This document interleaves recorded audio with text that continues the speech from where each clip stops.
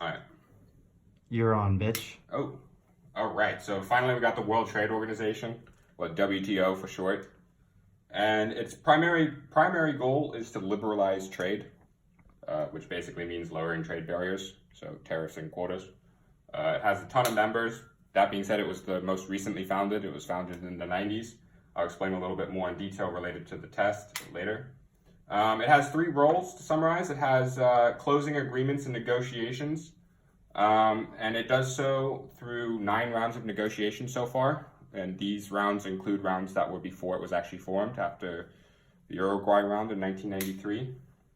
Currently, the most recent round is the Doha round. In 2001, it started, and it has not succeeded. So it's kind of a failure, and because of that, the reason why they consider it, they think it's harder to have trade agreements now is developing nations are getting increasingly smarter.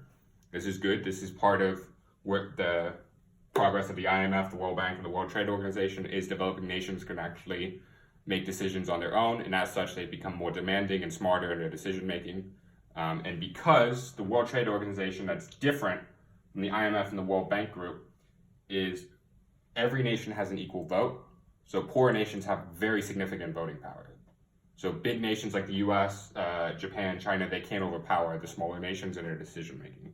And that's really why deals can't be made in modern eras. It's increasingly gotten harder and harder to do.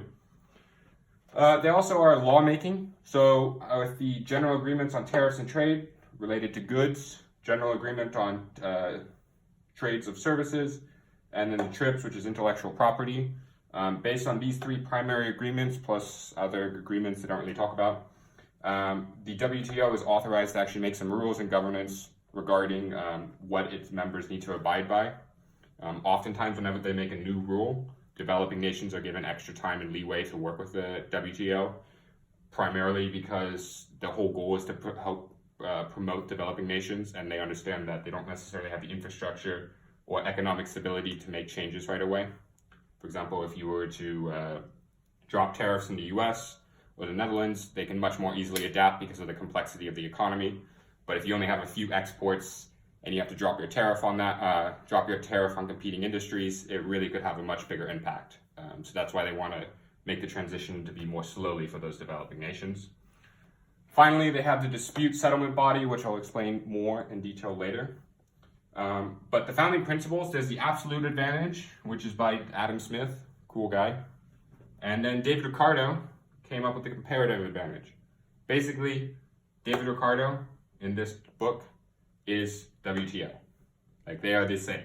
Like, everything the World Trade Organization stands for is David Ricardo in essence. Like, the book just loves to talk about how similar they are, because they kind of are.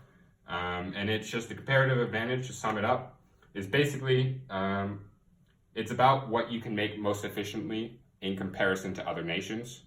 And by doing so, trade is a positive sum game, meaning everybody benefits. There's some arguments against it in terms of if both parties benefit, but overall, the total increase in benefit is positive. And